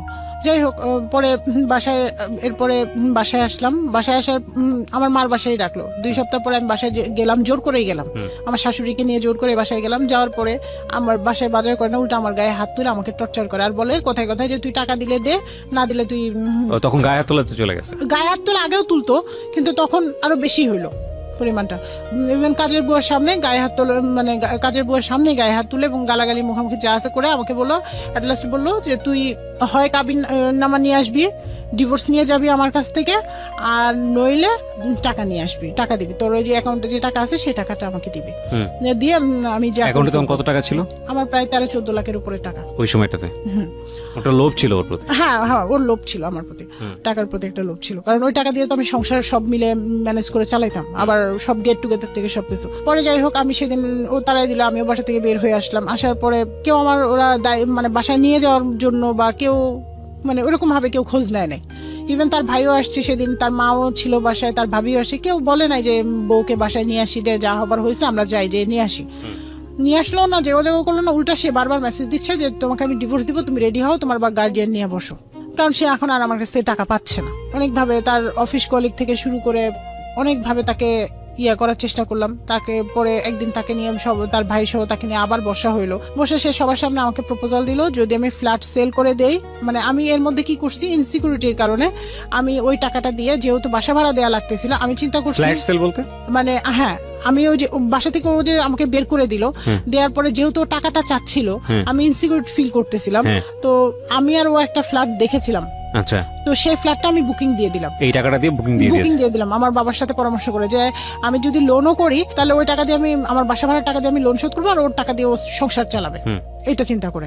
ওকে মানে আগে জানতো, কিন্তু বুকিং দেওয়ার সময় ওই মুহূর্তে জানানো। তবে আমি ওই দিন বুকিং দিয়ে আমি ওর ভাইয়ের সাথে আগে পরামর্শ, ভাইকে বলছি যে ভাই এই করছি আমি, এটা বড় ভাই যেহেতু সে তো জানাইছে। ও এসে শর্ত দিল যে আমার সাথে গাজীপুর চলে যেতে হবে, চাকরি করা লাগবে না, আর হচ্ছে যদি পারে চাকরি করতে সেটা পরের কথা, ও যদি বাচ্চা মেনটেন করে করতে পারে পরের কথা, আমি জানি না, সেটা আমার দায়িত্ব না, ওর দায়িত্ব। আর ফ্ল্যাট সেল করে টাকা নিয়ে আসতে হবে। আমি তো এই শর্তে রাজি হব না। আগের দিন ডিভোর্স দিয়ে এসে পরের দিন সে আমাকে 5,000 টাকা আমার অ্যাকাউন্টে দিল, আমি জানিও না। যাই হোক, এরপরে সেই বলতেছে ডিভোর্স লেটার পাঠিয়েছি, পাইছো, রিসিভ করছি, করে দেখি এরকম কোনো কাজের সিল নাই, কোনো কিছু নাই। আমি কমিশনার কার্যালয়ে ফোন দিলাম খোঁজ নিতে যে কি আসছে কিনা। তো ওনারা বললো যে আপনারা আসেন, আমি এখনো কোনো চিঠি পাই নাই, তবে আপনারা আসেন। ওই পক্ষ ডেট দিল, ওই পক্ষ আমাদেরও ডেট দিল। যাওয়ার পরে ভাইয়া, সেখানে তারা মিউচুয়ালের কিছু কথা বললো না। আমি যা বলি সেটাতে আমার দোষ হয়ে যায়, আর ছেলে যা বলে সেটাতে কোনো দোষ নেই। মানে ছেলের পক্ষ থেকে নিশ্চয়ই কোনো কিছু করছে, এবং বললাম মেয়ের মাথায় গন্ডগোল আছে, আমি পাগল। আমাকে মেসেজও দিছে সেই মেসেজগুলো, এবং শর্ত দিল মেয়ে বাবার গাজীপুর যেয়ে থাকবে, চাকরি করলে স্যালারি 30,000 টাকা ছেলের হাতে দিবে, আর ফ্ল্যাট বিক্রি করে টাকা নিয়ে চলে যাবে। এই কন্ডিশন কে দিয়েছে? ওদের গ্রামের চেয়ারম্যান মেম্বাররা। যেহেতু যে আমি ওই যে ডিভোর্সটা মানে সত্যি কিনা বা আমি তুলতে গিয়েছি, ওই যে সালিশি বৈঠকে একটা হয় না, বিচার হয় না, এই কন্ডিশন গুলো দিয়েছে। ইভেন আমি যে চাকরি করি তো আমার স্যালারি টাকা, আর এদিকে আমার ফ্ল্যাটটা বুঝে পাইছি ভাড়া দেওয়া আছে, তো বলতেছে যে সেই ভাড়ার টাকাটাও ছেলে নিবে, মানে আমার সব টাকা ছেলে নেবে, আমার কোনো দায়িত্ব ছেলে নেবে না।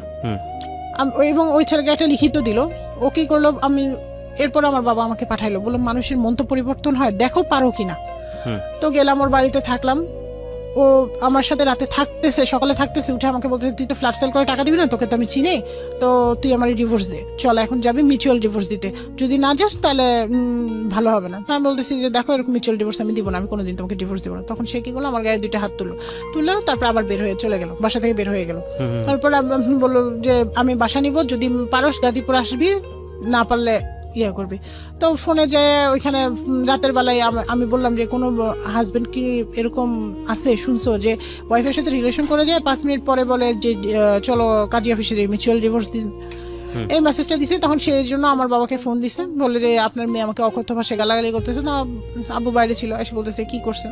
তো এটা নিয়ে পরের দিন আমি বললাম যে তুমি আমার বাবাকে বলতে গেছো কেন, এই জন্য তো আমার বাবা মেসেজ দেখছে, তুমি না বললে তো আমার বাবা মেসেজ দেখতো না। তো সে তখন কি করলো, সে আমাকে ওভার ফোনে বললো 3 তালাক দিল, 1 তালাক 2 তালাক 3 তালাক 52 তালাক। সে ওভার ফোনেই বললো যে তোর সাথে আমি সংসার করবো না, তোর 3 তালাক দিলাম। এটার পরে আবার একটু পরে ফোন দিয়ে বলতেছে যে সরি, কারণ এটা তো আমার কাছে রেকর্ড থাকবে, আমি তো শোনাইতে পারবো সবাইকে, যে না ঠিক আছে আমি বাসা নিচ্ছি, তুমি এখানে আসবা, আইসা ফ্ল্যাটটা সেল করবা, সব করবা, এগুলো বলতেছে। তো আমি বলতেছি যে দেখি, আমি চিন্তা করে দেখি। পরে ও বললো যে আমি আসতেছি, একদিন পরেই বলতেছে আমি বাসায় আসতেছি, তুমি সবকিছু গোছাও, আমি গাজীপুর বাসা নিছি, যাবো। আমার বাবা তখন, আমি বললাম বাবাকে, তখন আমার বাবা বললো যে দেখো শোনো, আমি কয়েকটা কথা বলবো, তুমি বড় হয়েছো, তোমার ডিসিশন, এই ছেলেটা এই পর্যন্ত যা করছে তাতে কি মনে হয়েছে যে এই ছেলেটা তোমার সাথে বাকি দিনে সুন্দরভাবে সংসার করবে? আর তোমার একটা বাচ্চার কোনো ক্ষতি হয়ে গেলে সেই লাইবিলিটিসটা কে নিবে? বা আজকে তুমি ভালো আছো সবার সামনে, এই ছেলেটা যা করতেছে, মনে করো একটা ক্রাইম ঘটায়, বললো যে এই ক্রাইমটা তুমি ঘটাইছো, তখন সেটা থেকে তোমাকে আমি উদ্ধার করবো কিভাবে? এখন তুমি ডিসিশন নাও তুমি কি করবা না করবা। তুমি, কারণ তোমার একান্ত লাইফ, তোমার জীবন, তোমার বাচ্চা, তোমার ডিসিশন। তারপরে সে আবার যে চেয়ারম্যানকে দিয়ে আমার বাবাকে ফোন করাইলো, ফোন করে চেয়ারম্যান বলতেছে যে এরকম ফ্ল্যাট বিক্রি করে দিলে তো আর কোনো ঝামেলা হতো না, আপনি ফ্ল্যাট বিক্রি করে এখনো দেন নাই কেন? তখন আমার বাবা কিছু কথা বললো, বলে আপনার মেয়েই তো কোনোদিন অ্যান্সার দিতে পারছে এই পর্যন্ত, এখানে আসছিল তখনও তো কি বলছে, যা বলছে সবই তো আপনার মেয়ের দোষ, আপনার ছেলের দোষ কি পাইছেন? তখন আর মানে আব্বা যখন বলতে নিছে তখন সে ফোনটা কেটে দিছে, এরপর আর ফোন ধরে নেয়। তো পরে এরকম বারবার টাকা চাইলো, পরে আমি কোর্টে গেলাম যে ঠিক আছে আমি কেস করি।